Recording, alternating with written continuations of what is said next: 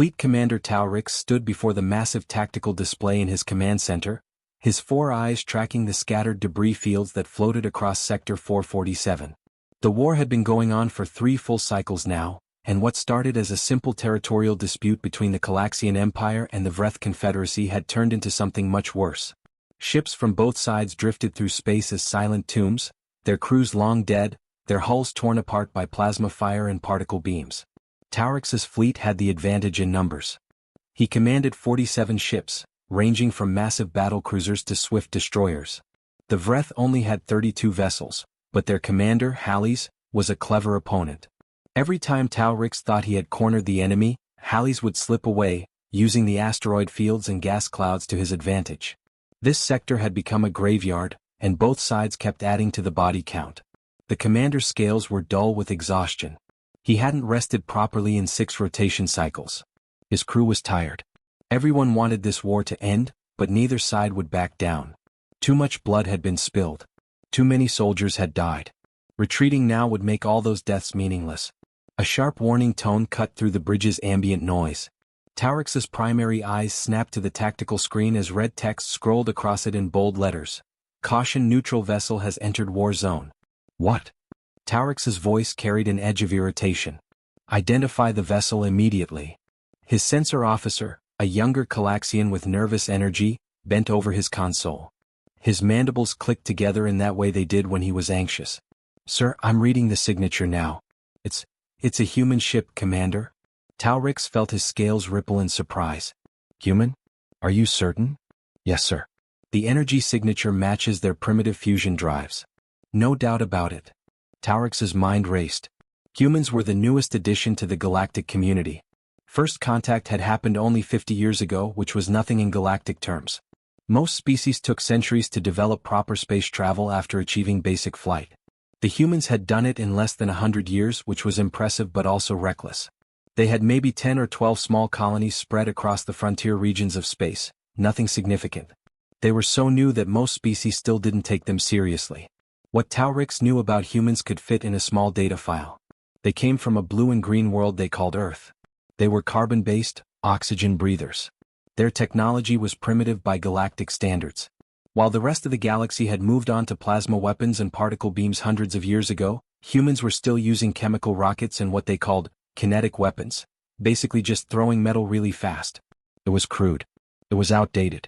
But to their credit, humans had been smart enough to stay neutral in all galactic conflicts. They minded their own business, grew their colonies slowly and didn't make enemies. Until now, apparently. What type of ship? Taurix asked, studying the tactical display as a new icon appeared at the edge of the war zone. Frigate class, sir. Small. Maybe 200 meters long. Single vessel. No support craft detected. The sensor officer paused. Commander, they're broadcasting on open channels. Put it through. Static crackled across the bridge speakers for a moment before clearing. A human voice came through, speaking in standard galactic common with that odd accent their species had. This is Captain Jake Mitchell of the United Systems colonial ship Defiant. We have a civilian transport vessel caught in your crossfire. The ship is called New Hope, and she's carrying 15,000 colonists, including over 4,000 children. They've suffered critical damage to their life support systems.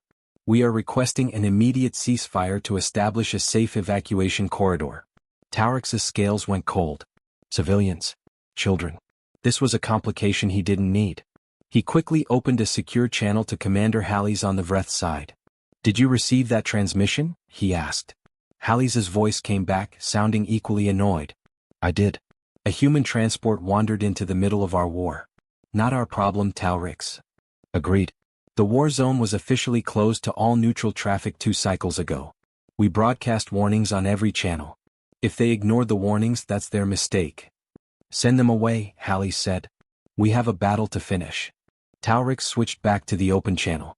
Captain Mitchell, this is Fleet Commander Taurix of the Calaxian Empire. Your request is denied. This sector has been closed to all neutral traffic for 2 cycles. You were warned. Evacuate your transport vessel using your own ship, or turn back immediately.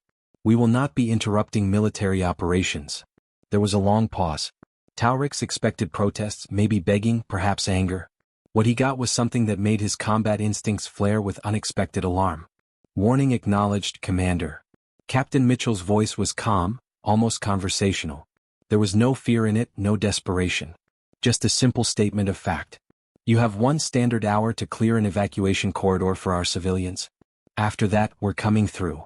Before Taurix could respond, Hallie's voice exploded through the command channel, chittering with laughter. Did I hear that correctly? Did that primitive little species just threaten us? 1 tiny frigate against 2 full armadas? That's 47 ships on your side, 32 on mine. 79 warships total, and this human thinks he can. But Taurix wasn't laughing. Something about the human captain's tone had bothered him deeply. It wasn't anger. It wasn't bravado or false courage. It was the calm certainty of someone stating a simple fact, like saying water is wet or space is cold. The human captain wasn't making a threat. He was giving them information about what was going to happen. That bothered Taurix more than any amount of shouting would have. Stand ready, he ordered his bridge crew, his voice cutting through the ambient noise. Raise shields. Charge weapons to standby power. And pull up everything we have in our database about human military capabilities. I want to know what we're dealing with. His tactical officer looked confused. Sir, it's 1 small ship with primitive weapons. Surely. Now, Taurix said firmly. I want that information now. Because something in the human captain's voice told him they were all about to learn something new about humanity. And Taurix had a sinking feeling it wasn't going to be pleasant. 53 minutes had passed since the human captain's warning, and Taurix stood frozen at his command station, staring at the data scrolling across his screen. His blood had gone cold. His scales had stopped their usual subtle movements. Every instinct he'd developed over 3 decades of military service was screaming at him that he'd made a terrible mistake. His intelligence officer had pulled up everything the Galactic database had on human military history. It wasn't much. Humans were new to space after all, and most species hadn't bothered to study them in detail. Why would they? Humans were primitive. Weak. Unimportant. Except they weren't. Not even close. Commander, his intelligence officer said, his voice shaking slightly. I've compiled the summary you requested. Sir, I think you need to see this immediately. Taurix pulled up the report on his personal display. The first line made him pause. The second made him lean closer. By the 5th line he felt something he hadn't experienced in years, genuine fear. Humans had been at war for nearly 10,000 years. Not with other species. Not with alien invaders. With themselves. Their own kind. Their entire recorded history was 1 long bloody chain of conflicts, battles and wars. They'd spent millennia developing new and better ways to kill each other. They'd turned warfare into a science, an art form, a fundamental part of their culture. Sir, the intelligence officer continued, humans developed nuclear weapons before they even achieved spaceflight. Do you understand what that means?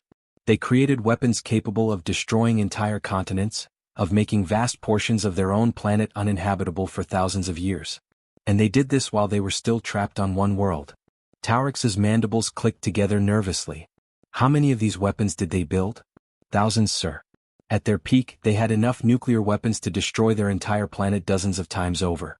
They aimed them at their own cities. Their own people. They lived under the threat of total extinction for decades, and they called it mutually assured destruction. The idea was simple and terrifying. If you attack us, we'll destroy you, but we'll also destroy ourselves in the process. Nobody wins. Everybody dies. That's insane, Taurix whispered.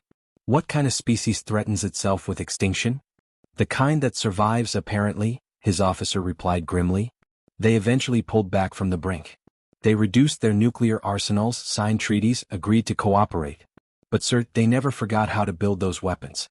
They never forgot the lessons they learned. They just chose to stop using them. Taurix scrolled deeper into the report. His eyes widened as he read about human naval tactics from their ancient ocean wars. Submarine warfare, vessels that hid beneath the water, unseen and unheard, striking without warning and disappearing again. Aircraft carrier tactics, where smaller craft launched from larger ships to overwhelm defenses. Destroyer tactics, emphasizing speed and surprise over raw firepower. The report listed battle after battle where outnumbered human forces had somehow achieved victory. The Battle of Thermopylae, where 300 soldiers held off an army of thousands. The Battle of Britain, where a small air force defended their homeland against overwhelming odds. The Siege of Bastogne, where surrounded troops refused to surrender despite having no hope of reinforcement. They have a saying, his officer noted. Never surrender. Never give up. They have entire military doctrines built around the concept of acceptable losses. They'll sacrifice pieces to achieve objectives. They'll fight battles they know they can't win, just to buy time or inflict enough damage to matter. They've spent 10,000 years learning how to fight without hope of victory. Taurix's communicator chimed. It was Halley's, the Vreth commander. Taurix, have you seen this information about the humans? Halley's voice had lost all its earlier amusement. He sounded worried now. I'm reviewing it as we speak, Taurix replied. They're still primitive, Halley said, but there was uncertainty in his voice now. Their ships are slow compared to ours. Their shields are weak. Those kinetic weapons they use, they're just chunks of metal thrown really fast. Our deflector shields should stop them easily. Yes, Taurix agreed slowly. But Halley's, they have 300 documented major wars in their history. 300. My people have been at peace for over 1,000 cycles before this current conflict with you. The Vreth had even longer. We've forgotten what real war looks like. These humans, they never stopped. They never forgot. They just brought all that knowledge and experience with them into space. It's one ship, Halley's insisted, but his voice wavered. One small frigate. What can one ship do against 79 warships?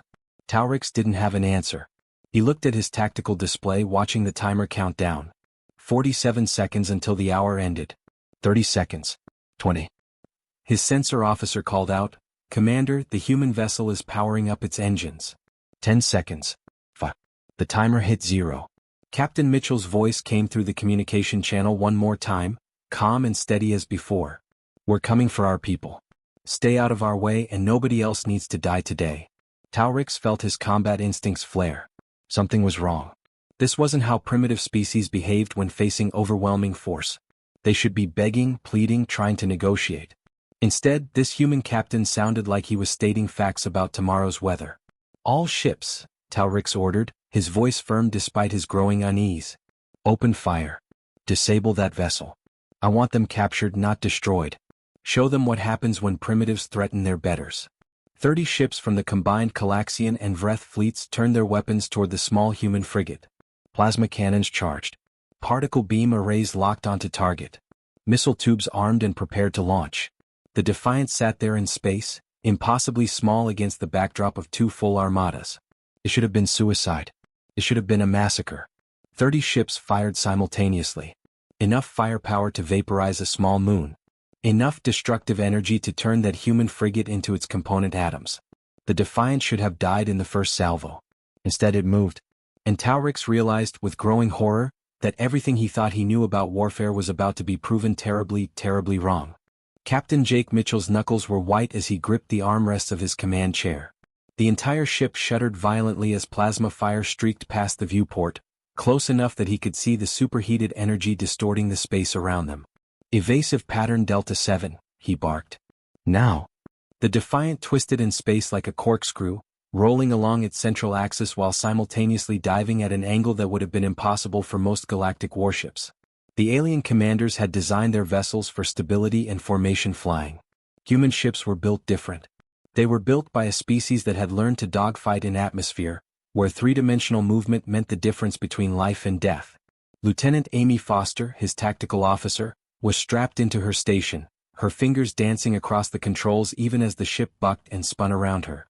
Shields at 40% and dropping fast. We've got hull breaches on decks 4 and 7. Seal those sections and keep our weapons hot. Jake shouted over the alarm klaxons. Helm, switch to random walk pattern. I don't want them able to predict where we'll be in the next 3 seconds. The helmsman, a young officer named Todd who trained on Earth's lunar defense stations, nodded sharply. His hands moved across the control interface with practiced precision. Random walk engaged, sir. They won't know where we're going because we don't know where we're going. That was the key. The Defiant wasn't fighting like any warship the galaxy had ever seen. Galactic warfare was civilized, if war could ever be called that. Ships held formation. They followed proper engagement protocols. They maintained safe distances and fired in coordinated volleys. It was all very organized, very predictable, very efficient. Jake had thrown that playbook out the airlock the moment the shooting started. His ship moved like a wounded animal, erratic, unpredictable, exploiting every advantage the battlefield offered. There were debris fields scattered throughout the sector from months of fighting between the Calaxians and Vreth. Destroyed ships, shattered asteroids, clouds of frozen gases. Most commanders saw them as obstacles to avoid. Jake saw them as tools to use. The Defiant dove toward a chunk of destroyed battlecruiser, using it as cover. Plasma bolts meant for the human ship splashed against the wreckage instead, superheating the metal until it glowed white-hot. Jake had spent months studying every battle record the United Systems Navy could provide. The problem was humans didn't have much experience with space combat. They'd been out here for less than 50 years. No major fleet actions. No great space battles. Just a few skirmishes with pirates and the occasional training exercise. So Jake had adapted. He'd taken submarine tactics from Earth's oceans and applied them to space. Silent running, using terrain for cover, striking from unexpected angles. He'd borrowed fighter pilot maneuvers from atmospheric combat, high G turns, barrel rolls, sudden reversals that slammed everyone against their restraints. He'd studied destroyer tactics from the old wet navies: hit and run, never stay in one place, use speed instead of armor. Firing solution acquired. Amy called out, her voice tight with concentration. Calaxian battlecruiser, bearing 270. Range 3,000 kilometers. Rail guns full spread, Jake ordered. Fire everything. The Defiant's kinetic weapons weren't fancy. No plasma, no exotic particles, no energy beams. Just tungsten rods, dense metal cylinders about the size of telephone poles, accelerated to a significant fraction of light speed using magnetic rails. It was old technology, primitive by galactic standards. The aliens had dismissed it as crude and outdated. They were learning how wrong they'd been. The tungsten rods left the Defiant's railguns at impossible speeds. They crossed the distance to the Calaxian battlecruiser in less than a second. The alien ship's shields, designed to deflect energy weapons, might as well have not been there. The rods punched through the defensive barriers like they were made of paper, tearing into the hull with devastating effect. The battlecruiser's engines exploded in a cascade of secondary detonations. The massive ship began to list, venting atmosphere from dozens of breaches, its power grid failing section by section. 3 more ships targeting us. Amy shouted. They're trying to box us in. Jake's mind raced, calculating angles and trajectories. Helm burned toward that debris field at full thrust. Todd hesitated for just a moment. Sir, the structural stress at that acceleration. I know what I'm asking. Jake snapped. Do it. Trust the ship. The Defiant's engines roared to life, pushing the vessel at accelerations that would have torn apart most galactic ships. Human engineering was different. Their ships were built to take punishment, designed by a species that had learned to build things tough because they expected them to get hit. The crew was slammed back into their seats as the ship accelerated.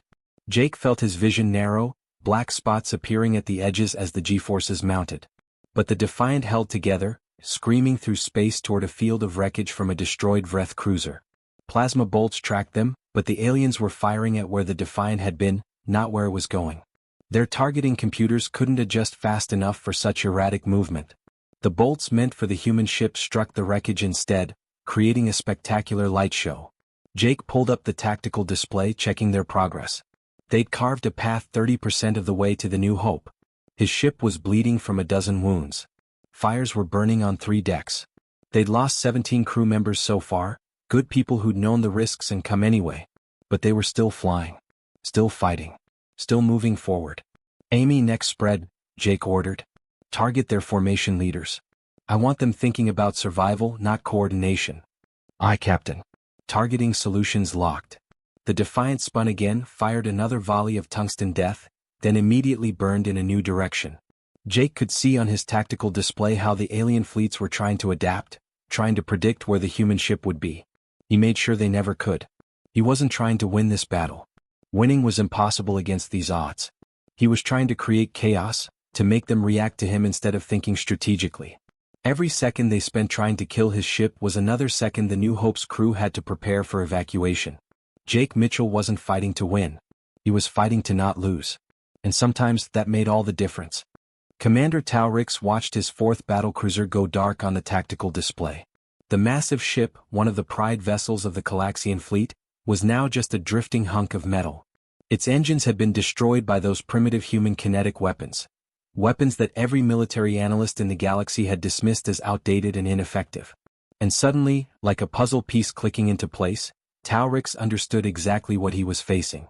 They're not fighting to win, he said aloud, his voice filled with a mixture of awe and dread. His tactical officer turned to look at him, confusion written across his features. "Sir? What do you mean?"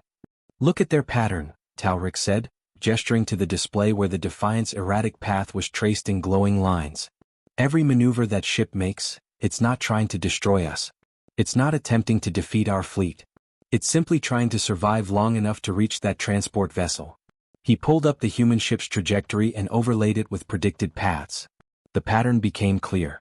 Every wild turn, every impossible acceleration, every desperate dive into debris fields, all of it was calculated to keep the Defiant alive and moving forward. Not to win, just to survive. "They're using our own firepower against us," Talrix continued, his scales rippling with grudging respect. "Look here, they force us into positions where we risk hitting our own ships if we fire. They're exploiting every weakness in our formation. They've made us react to them instead of thinking strategically. We're not commanding this battle anymore. They are." His weapons officer spoke up hesitantly. "But Commander, we still have over 60 functional ships. They have one damaged frigate. How can they be commanding anything?" "Because we're fighting to dominate space," Talric said quietly. "They're fighting to save their civilians. Those are two very different objectives, and their objective is clearer, simpler, and more powerful than ours." He opened a direct channel to Commander Halley's. "We need to pull back. Order your ships to cease fire." Halley's response was immediate and heated. "What? Are you insane? We have them. That ship is crippled. It's leaking atmosphere, it's on fire, half its systems are failing. One more coordinated strike and—" "That ship has disabled 7 of our vessels," Talrix interrupted, his voice hard. 7. With weaponry we dismissed as primitive. With tactics we've never seen before. They're not crippled, Halley's. They're focused. Every single action serves their goal. Can you say the same about our forces?" On his screen, as if to punctuate his point, the Defiant executed another maneuver that should have been physically impossible. The human ship threaded between 2 Vreth destroyers, so close that Talrix could see the heat signatures from its damaged hull nearly touching their shields. At point-blank range, the Defiant fired its rail guns. The tungsten rods hit both destroyers simultaneously. Their shields, designed for energy weapons, collapsed under the kinetic impact. Both ships went dark, their power systems failing catastrophically. Talrix accessed his database again, diving deeper into human military history. His intelligence officer had compiled more information during the battle. What Talrix found chilled him to his core. Humans had a concept they called acceptable losses. It was a cold, calculated approach to warfare that his people had never developed. In Calaxian military doctrine, every soldier's life was precious. Commanders were expected to minimize casualties, to retreat if losses became too heavy, to value survival above objectives. Humans didn't think that way. They had tactics specifically designed for fighting when outnumbered. They had entire military strategies built around the idea of sacrificing pieces to achieve objectives. They'd spent thousands of years learning how to fight battles they knew they couldn't win, purely to accomplish specific goals or buy time for something else. The Battle of Thermopylae, 300 soldiers holding a pass against thousands, knowing they would die, but doing it anyway to give their people time to prepare. The Siege of Bastogne, surrounded troops with no hope of reinforcement, refusing to surrender, holding their position through sheer stubbornness. Operation Market Garden, a plan with low chances of success, attempted anyway because the objective was deemed worth the risk. Humans didn't just fight to win. They fought to achieve goals, and they were willing to pay terrible prices to achieve them. On his display, the Defiant finally reached the New Hope. The human warship was barely functioning. Fires burned across multiple decks. Atmosphere vented from dozens of breaches. But even crippled and burning, it positioned itself directly between the civilian transport and both alien fleets. A shield. A guardian. A warning. "All ships," Talrix said, his voice carrying across the fleet-wide channel. "Cease fire immediately. Stand down to neutral positions." "Commander?" his weapons officer asked, shocked. "But we can still—" "They've won," Talrix said simply. "They've reached their objective. The battle is over." As if the universe wanted to emphasize his point, his sensor officer called out urgently. "Commander." Multiple FTL signatures detected. 7 ships dropping out of hyperspace. They're human vessels. The new ships materialized in a defensive formation around the damaged Defiant and the New Hope. They were larger than the Defiant, proper warships rather than escort frigates. Their weapons were charged, their shields were up, but they weren't firing. Not yet. A transmission came through. This is Captain Robert Hayes of the United Systems colonial ship Victorious. We're here to collect our people. We're also transmitting our complete military history to both your fleets. Consider it educational material. Study it carefully. Learn from it. Because we really hope we never have to show you the rest of our capabilities. Data files flooded into Taurix's systems. Thousands of years of human warfare. Battles, tactics, strategies, weapons. The Battle of Thermopylae. D-Day landings. The Siege of Stalingrad. Iwo Jima. Countless others. 10,000 years of humans fighting impossible odds and sometimes winning through sheer refusal to quit. Taurix opened a fleet-wide channel. All Calaxian ships, establish neutral positions. Stand down all weapons. Communications officer, contact our diplomatic corps immediately. Tell them we need negotiators here now. Across the battlefield, he saw the Vreth forces doing the same thing. Both fleets, which had been trying to kill each other for 3 cycles, were now backing away from a single species they dismissed as primitive. Taurix understood now. The most dangerous opponent isn't always the strongest one. Sometimes it's the one that can't afford to lose. The one that will pay any price, endure any hardship, and keep fighting long past the point where rational beings would surrender. Humans were that opponent. And the galaxy had just learned that lesson the hard way. Captain Jake Mitchell sat alone in what remained of the Defiance bridge. The lights flickered overhead, running on emergency power. Sparks occasionally showered from damaged consoles. The smell of burned electronics and melted metal filled the air. His hands shook as he scrolled through the casualty reports on a half-broken data pad. 23 names. 23 people who'd walked onto his ship alive and would never walk off it. 46 more were wounded, some critically. His ship, his beautiful, tough little ship, would never fly again. 3 of its 4 main engines were completely destroyed, just slag and twisted metal. The hull had 17 major breaches. Main power was running at barely 18%. The Defiant had fought its last battle. But when Jake looked out the cracked viewport, he could see the New Hope docked safely with the Victorious. 15,000 colonists were being evacuated right now. 15,000 people who would live to see another day, including over 4,000 children who'd get to grow up because his crew had refused to let them die. He heard footsteps echoing in the damaged corridor outside. Heavy footsteps, not human. Jake stood up slowly, swaying on his feet. He had a gash on his forehead that probably needed stitches, and his left arm hurt like hell. He hadn't had time to visit medical yet. Too many reports to file. Too many families to contact. Commander Taurix appeared in the doorway, flanked by 2 human marines in full combat gear. The Calaxian commander was tall, maybe 7 feet, with scales that shimmered blue-green under the emergency lights. His 4 eyes studied Jake with an expression that might have been respect. Captain Mitchell, Taurix said, his translator device rendering his clicks and whistles into clear English. I wanted to meet the commander who held off 2 armadas with a single ship. Jake looked at him with bloodshot, exhausted eyes. I didn't hold you off, Commander. I just refused to let you stop me. There's a difference. Taurix gestured around at the ruined bridge. Your ship is destroyed. Nearly a quarter of your crew is dead. Was it worth it? I know they're dead, Jake said, his voice cracking with emotion. I know every single name. Brian Kelly from engineering. Dennis Wright on weapons. Patricia Moore on damage control. I wrote personal letters to all their families before we even jumped into this sector. I knew what we were getting into. So did they.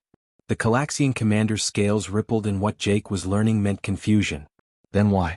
You knew this would likely happen. You could have waited for reinforcements. The rescue fleet arrived within hours. Those colonists didn't have hours, Jake said flatly. The New Hope's life support was failing. The engineering crew gave us a timeline, 3 hours maximum before they'd start losing people. Children first because their bodies need more oxygen. Kids would have started dying while we waited for backup. But to sacrifice yourself, your crew. It wasn't a sacrifice, Jake interrupted, his voice quiet but firm. It was a choice.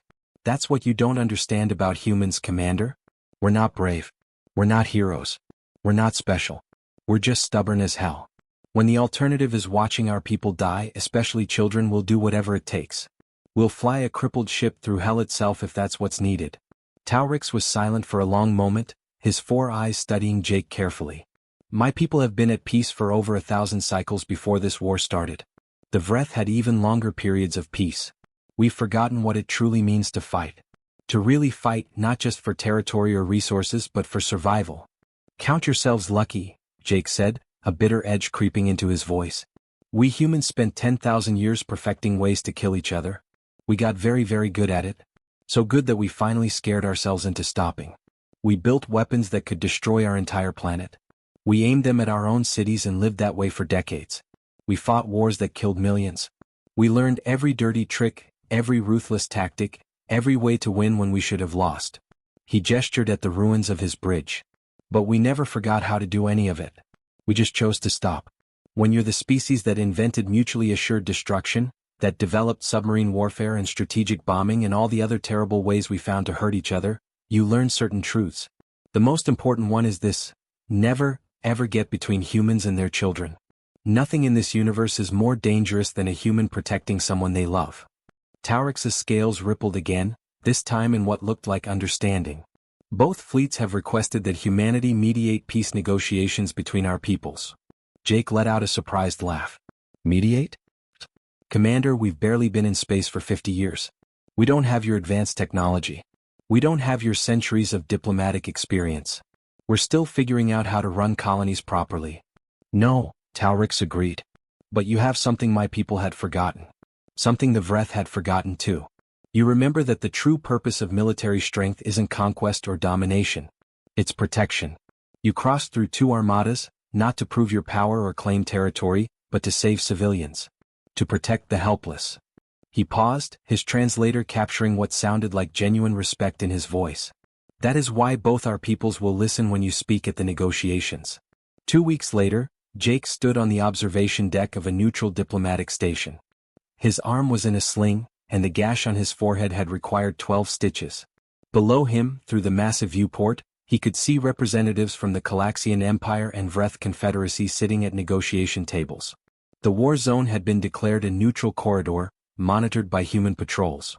Both sides had agreed to peace talks. Captain Robert Hayes walked up beside him, looking out at the same view. You're famous now, you know. They're calling you the captain who held the line, across 100 different star systems. There are news broadcasts about you on 50 different worlds. Jake shook his head tiredly.